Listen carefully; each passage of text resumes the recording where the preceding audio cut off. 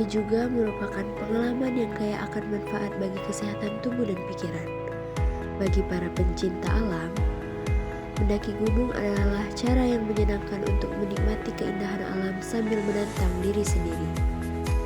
Fanny Tania Aprilia lahir di Kepahyang 4 April 2005. Ia seorang pendaki wanita yang menyimpan pengalaman cerita tentang pendakian dan sekarang pendakian menjadi hobinya. Awalnya, Fanny Tania Aprilia bukanlah seseorang yang menyukai aktivitas luar ruangan. Namun, ajakan teman-temannya untuk mendaki gunung saat ia masih sekolah membuka matanya pada keindahan alam dan tantangan yang menyenangkan. Meskipun perjalanan pertamanya cukup melelahkan, rasa puas saat mencapai puncak membuatnya ketagihan. Setiap pendakian memberinya pengalaman baru dan memperkuat fisik serta mentalnya. Mendaki mengajarkannya untuk tidak mudah menyerah dan menikmati proses. Setiap perjalanan memberinya pemandangan yang luar biasa, dari lautan awan hingga matahari terbit di puncak. Ia bertemu dengan banyak teman sesama pendaki yang memiliki semangat petualang yang sama. Selamat datang di Langkah di Ketinggian, sebuah podcast yang membawa kalian ke dunia pendakian. Di sini kita akan membahas suka duka menuju puncak, momen tak terlupakan di alam bebas, serta tips dan trik agar pendakianmu makin seru dan menyenangkan. Ayo kita mulai perjalanan ini. Jadi sekarang kita kedatangan tamu spesial nih, seorang pendaki wanita muda yaitu Fanny Tania Aprilia. Halo Kak Fanny Tania, apa kabar? Halo, perkenalkan saya Fanny Tania Aprilia. Alhamdulillah kabar saya baik, senang berbagi cerita di sini. Oke, apa sih yang pertama kali membuat kakak tertarik mendaki gunung?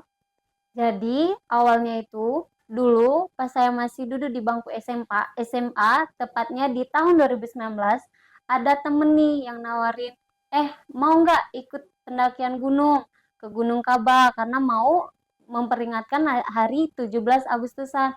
Tanpa mikir panjang, aku langsung ngeyain tuh mau ikut pendakiannya. Jadi gitu awal mulanya. Oh, jadi gara-gara ikut-ikutan malah jadi hobi ya, Kak? Memang sih banyak yang awalnya begitu. Dari semua gunung yang pernah kakak daki, mana sih yang paling berkesan menurut kakak? Ada nih salah satu gunung di Sumatera, itu karena dia mempunyai trek yang sangat menantang dan juga karena cuacanya yang lagi nggak stabil, jadi kami banyak mendapatkan pengalaman dan juga pelajaran hidup.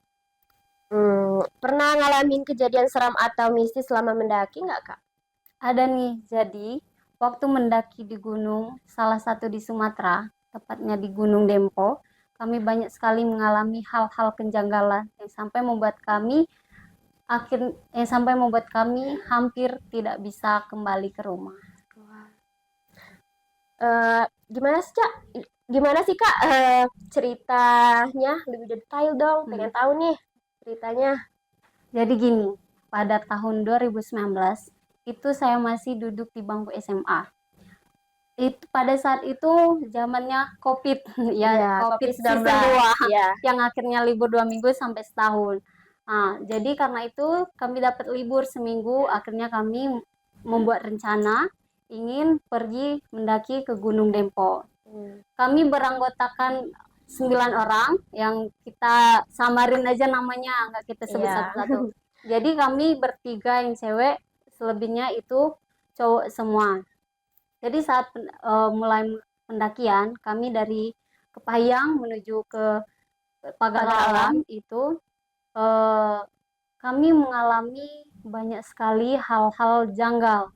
Tapi karena kami mungkin tidak menyadari tanda-tanda itu, kami masih tetap melanjutkan perjalanan itu. Jadi awalnya gini, saat di Pagar Alam, itu kami sudah menyampai di Pagar Alam, ingin menuju ke base camp, Kampung 4. Di sana kami sudah memakai maps, tapi kami dibawa muter-muter jalannya yang nggak bisa tembus. Seperti muter-muter terus ya Kak? Jadi karena ada salah satu teman di sana, jadi kami ngabarin kalau kami mau ke base camp, tapi kami kesasar nih, nggak tahu jalannya yang mana. Akhirnya kami dijemput dan diantarlah menuju ke base camp. Itu posisinya udah sore, hampir maghrib kan. Jadi setelah sampai di base camp, kami melakukan registrasi dan kami langsung siap-siap bersih-bersih untuk menunaikan sholat maghrib. Setelah itu kami melakukan kegiatan biasa seperti menyiapkan untuk makan, bersiap-siap untuk tidur. Nah, dari situ awal mula ceritanya. Pada saat itu kami tidak menyadari bahwasanya saat kami dibawa muter-muter jalan itu adalah sebuah tanda-tanda. Wah, tanda-tanda apa tuh? Jadi saat kami sholat maghrib pulang dari musolanya itu kan lumayan tuh dari base camp ke musolanya tuh.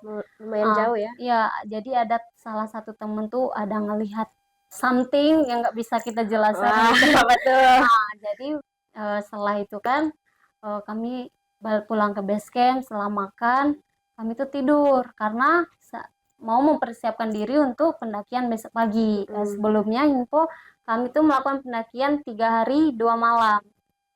Karena kami nggak mau terburu-buru, takutnya di jalan sampai berapa jam gitu kan. Jadi biar pendakian itu jadi enak gitu. Nah, pagi Nggak pun ngehabisin waktu.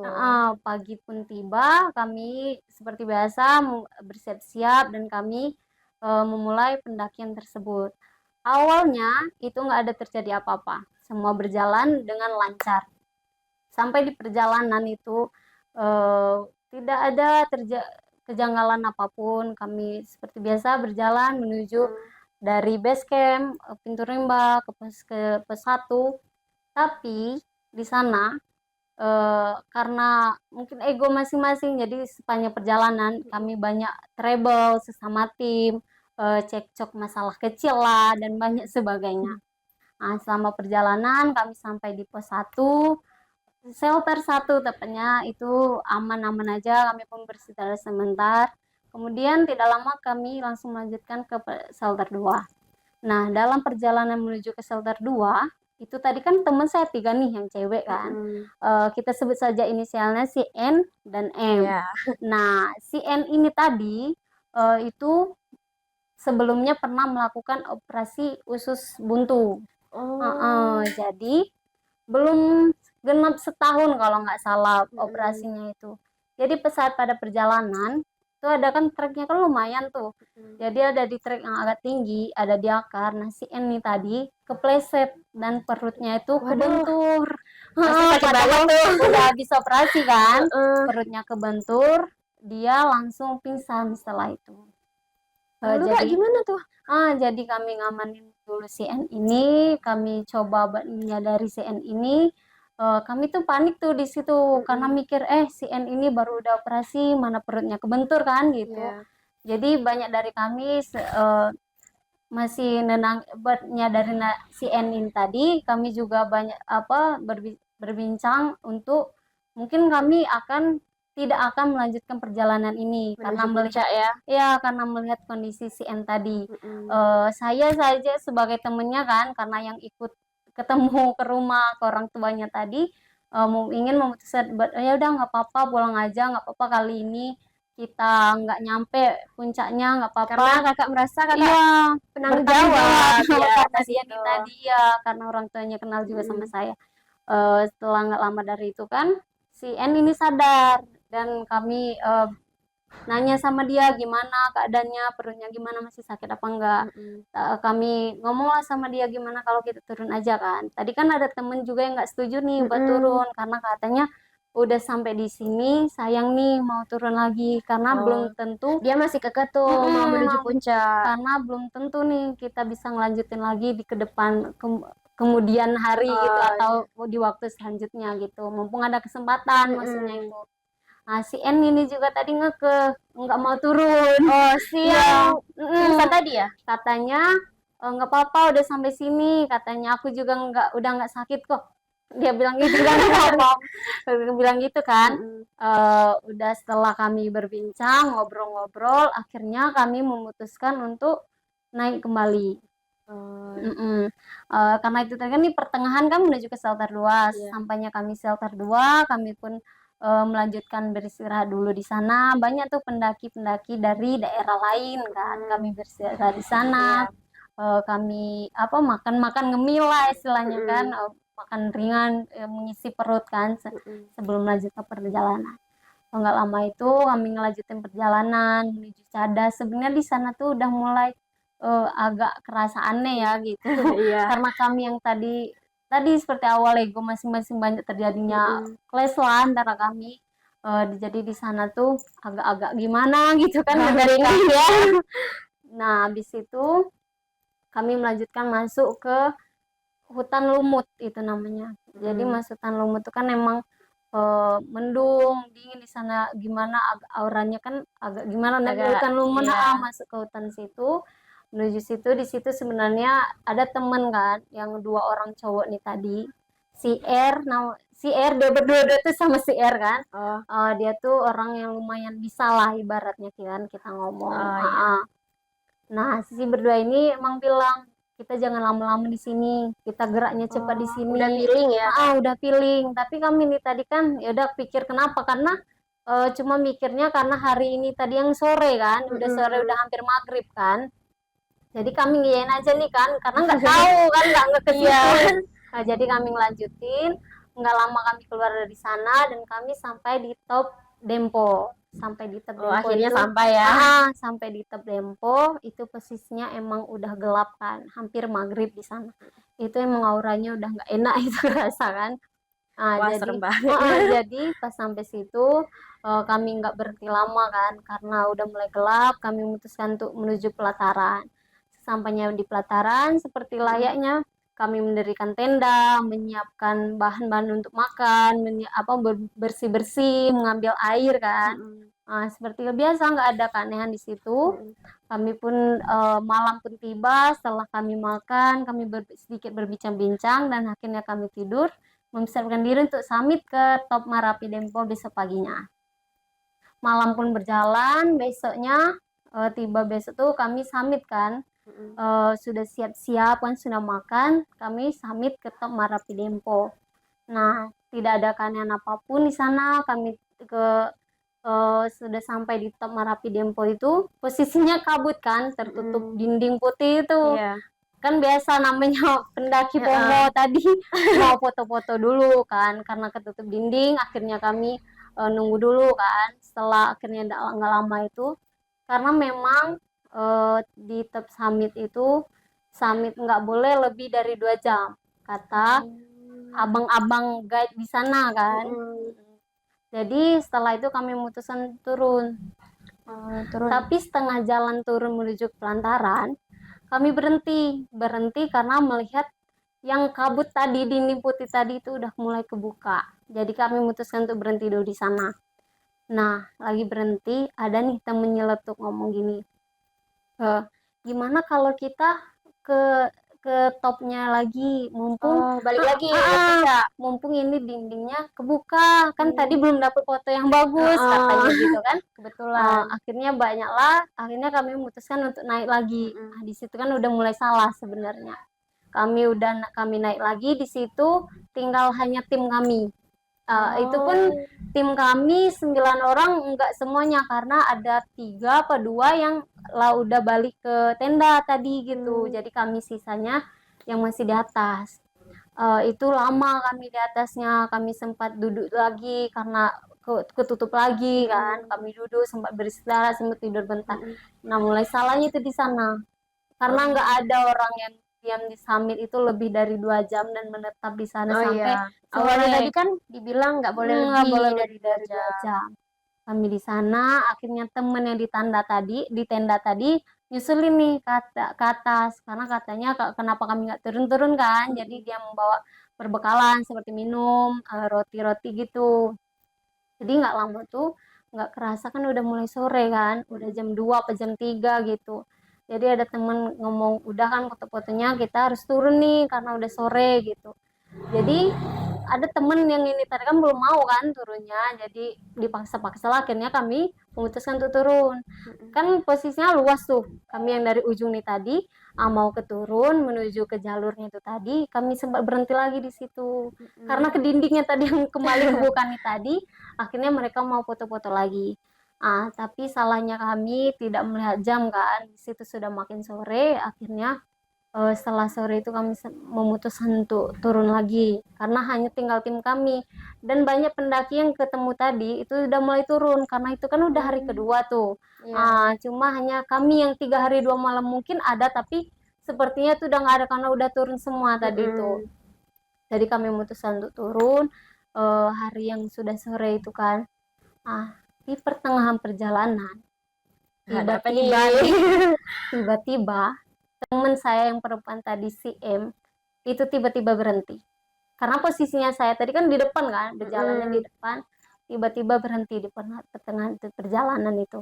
Posisinya di mana? Di belakang apa di depan? Di tengah itu ceweknya posisinya, karena saya depan tadi kan.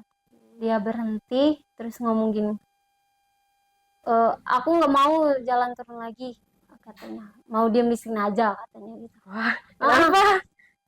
Gitu katanya kan. Jadi aku yang di depan tadi kan mundur lagi ke belakang, kenapa gitu. Jadi yang ngomong ini, jadi kami salah kan, ayo turun, ngapain ke sini. Itu kan kami udah tahu itu tuh hal udah aneh kan, udah nggak sewajarnya. Ayo turun, tapi dia masih ngestak di sana, nggak mau turun tuh. Dipaksa-paksa akhirnya kami tarik lah, kami gandeng kan, ya buat jalan, ayo turun.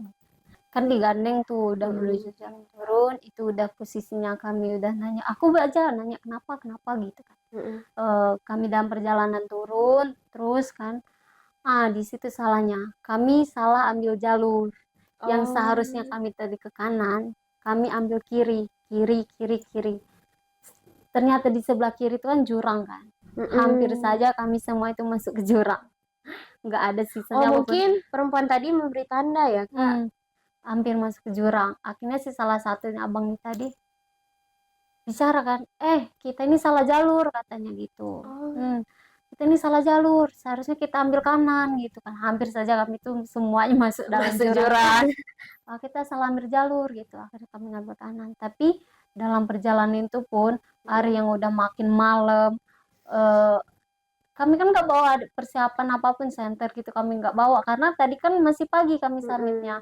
Di situ saya buka HP kan, yang tadinya HP itu masih lumayan baterainya, pas tiba-tiba saya mau buka senter itu baterai HP-nya tuh udah merah. Itu mau buka senter aja itu nggak lama itu udah mati HP-nya. Dalam perjalanan pun tiba-tiba tadi dalam panik nih tadi, teman saya yang si N tadi juga udah mulai kena tuh. Jadi posisinya kami kan mulai lari-lari kecil kan. Yang pingsan bukan? Iya itu. Kan dia di belakang saya nih, saya megangnya tuh. Jadi dia tuh ngomong, kan dia temen-temen ini suka gitu manggilnya, mereka manggil abang kan. Jadi gini, bang cepetan nih, kayaknya nanti kita mati semua di sini gitu, dia ngomong. Bang cepet bang, lari bang, nanti kita mati dari sini. Dia ngomong gitu kan, terkejut lah saya kan. Dia ini udah mulai kena, kami yang ceweknya tadi bertiga, tinggal aku lagi gitu kan. Dalam perjalanan panik, iya aku ngomong gitu, iya ini kita jalan kok, udah lari bentar lagi juga sampai kok, ngomong gitu kan. Yang temennya cowok tadi ada satu juga udah mulai, jadi dalam panik kami lari-lari. Dia yang si N tadi masih teriak-teriak, dan ada tuh sekali tiba-tiba saya ngeliat ke belakang kan, nggak tahu tiba-tiba ngeliat ke belakang. Pas lihat ke belakang, itu posisinya di belakang abang yang paling belakang yang saya kata bisa nih tadi, abang si R, ada seperti kobaran merah api. Kakak nih yang lihat? Mungkin bukan api atau pokoknya kobaran warna merah. Di situ saya sempet ngestak kan, terkejut gitu. Dia melihat, mau mastiin apa sih itu, apa saya salah lihat. Si abang yang di belakang tadi sadar karena saya ngeliat ke belakang, akhirnya dia manggil, Pak Pani, katanya gitu, jangan ngeliat ke belakang, terus aja fokus lari ke depan, katanya gitu kan. Mungkin dia udah ngerasain. Jadi kesadar itu saya langsung megang tangan si Eni lagi, terus berlari kan. Di situ semuanya panik, yang abang tadi udah mulai capek kan. Dalam perjalanan ini ada momen lucunya nih. Jadi kan saya sambil pakai sendal tuh kan, sendal gunung tuh. Jadi dalam perjalanan yang gelap di tadi tanpa penerangan, nah mungkin si N atau siapa itu mijak sendal saya tuh. Jadi lepaslah sendal saya tuh kayak gini, oh bang tolong sandal saya ngomong gitu kan. Saya mikirnya masa nanti saya turun kan nyeker dengan kaki yang sebelah pakai sendal gitu kan, 3.000 loh gitu, masa sampai bawah saya nyeker nanti lecet lah luka kaki saya gitu kan. Terus ada yang nyeletuk di belakang, iya udah ini sendalnya udah aman gitu, sambil dipegangnya gitu kan. Kami pun terus lari dan akhirnya alhamdulillah kami nyampe di pelataran. Di situnya kami sebenarnya panik banget kan, shock di sana, apa sih yang udah terjadi, kami cemas kan buat ngadepin situasi itu tadi kan. Tapi alhamdulillah kami udah sampai tenda. Akhirnya abang tadi yang si R tadi katanya, aku mau istirahat, kalian diam di sini, jangan ada yang pergi dari sekitaran tenda kita, katanya gitu kan. Sambil nenangin si cewek yang 2 ini tadi karena masih nangis kan. Abang yang satu lagi tuh buat nyoba nyadarkan si temen cewek tadi. Nah abang yang satu lagi yang bisa tadi tuh dia katanya, aku mau istirahat, aku capek banget katanya, karena energinya mungkin banyak kekuras kan, karena saya juga kurang ngerti. Akhirnya kami di sana coba nenangin diri dulu, kami nggak ada tuh cerita ini tadi terjadi karena apa, nanya pokoknya Belum coba cerita. karena kamu pastinya jangan cerita di rumahnya. Akhirnya malam pun berlalu dan alhamdulillahnya masih ada satu tim yang belum turun tuh. Malam pun berlalu, pagi pun tiba, kami langsung siap-siap packing barang, sudah makan, pokoknya siap-siap langsung pulang, langsung memutuskan untuk turun kan. Jadi kami turun barengan sama abang nih tadi kan yang satu lagi, alhamdulillah selamat turun, tidak ada kejadian apa-apa. Akhirnya kami pun sampai base camp tuh posisinya udah hampir maghrib lagi kan, karena perjalanan yang dari 8 sampai 10 jam makan waktu situ. Sampai di base camp kami mulai cerita tuh apa yang terjadi sebenarnya. Jadi plot twistnya kenapa semua itu bisa terjadi, emang mungkin pas kami tersesat di awal itu udah dikasih tanda kan. Di situ kami udah cerita kenapa ini bisa terjadi. Terus abang nih tadi cerita gini, kamu ada yang bohong ya gitu katanya. Ada yang bohong ya gitu, kamu nggak izin ya perginya katanya gitu kan. Kata ngomong gini kan, emang bener si temen tadi yang si N ini perginya bohong gitu, katanya ada acara ke Curug, taunya kami melakukan pendakian ke Gunung Dempo. Terus ada juga temen yang katanya yang punya niat yang kurang bagus, ada yang katanya sombong kan, kata emaknya juga di base camp itu. Ada juga yang melakukan yang tidak harusnya dilakukan gitu. Nah ternyata yang dari kami musala tadi yang teman ada ngelihat, dan terus kan tidur juga, kami kan balik tidur di base camp tuh. Tidur di base camp kan seperti ini lah, di ruang tamu gitu. Ngemper pastinya cewek cowok kan, ada batas apapun, sekedar di sini cewek di sini cowok. Nah ada cewek dan cowok ini yang di perbatasan tadi di tidur itu kan ada kursi tuh, jadi di sana pas tidur sebenarnya dia tuh ada ngelihat poci gitu. Jadi sebenarnya itu udah dikasih tanda, tapi karena dari awal nggak ada cerita kan, nggak ada ngomong masalah itu, jadi nggak tahu. Setelah itu kami cerita apa yang terjadi, masalahnya kenapa itu bisa terjadi kan. Tapi balik lagi, jangan sampai mempersalahkan itu lagi. Kami fokus untuk ngabisin malam itu kan, kami makan bersih. Ternyata yang emak di base camp juga kan tahu kan, dia juga nanya sama kami apa yang terjadi. Akhirnya udah tuh di sana kan, menuju besok paginya tuh baru kami menuju untuk pulang. Begitu. Merinding ya. Tapi emang sih Kak, banyak yang cerita pengalaman seram saat mendaki. Mungkin itu cara alam untuk menyapa kita ya. Jadi apa sih pelajaran terbesar yang Kakak dapat dari mendaki Gunung Dempo? Terus apa sih tips buat pendaki pemula biar aman dan nyaman saat mendaki gunung? Kalau ngomongin pelajaran itu banyak sekali pelajaran yang kami ambil ya, terutama dari siapa yang nggak boleh. Jadi tipsnya itu pertama, jangan meremehkan gunung. Terus persiapan itu harus matang. Dari segi barang itu jangan bawa ya yang nggak perlu, bawa yang terpenting dari yang paling penting. Terus dimanapun itu kita harus jaga sikap, apalagi dalam gitu. Jangan buang sampah sembarangan. Terus yang paling penting nih, nikmati perjalanannya, bukan hanya ngejar puncak, karena puncak itu bonus, karena puncak itu hanya bonus, pulang ke rumah dengan selamat itu adalah tujuan utama. Iya, setuju banget nih Kak. Mendaki itu bukan hanya perlombaan ya. Yang penting kita pulang dengan selamat dan membawa kenangan yang indah. Nah, jadi keteladanan yang bisa kita ambil dari seorang Vanita Nia Aprilia ini, yaitu jangan pernah menyerah. Seorang pendaki itu tahu bahwa setiap langkah sekecil apapun membawanya lebih dekat ke puncak. Nah, perjalanan ke puncak lebih ringan saat kita melakukannya bersama-sama. Dalam hidup jangan ragu untuk melakukan sesuatu hal untuk saling mendukung bersama, suka maupun duka. Pengalaman itu bukan pada puncaknya, akan tetapi pada perjalanannya. Terima kasih Kak Vanita Nia sudah berbagi cerita seru dan inspiratif di sini. Buat pendengar yang tertarik mendaki, semoga obrolan ini bisa menjadi motivasi. Sampai jumpa di episode berikutnya. Saya Triani Effendi pamit undur diri. Sampai jumpa.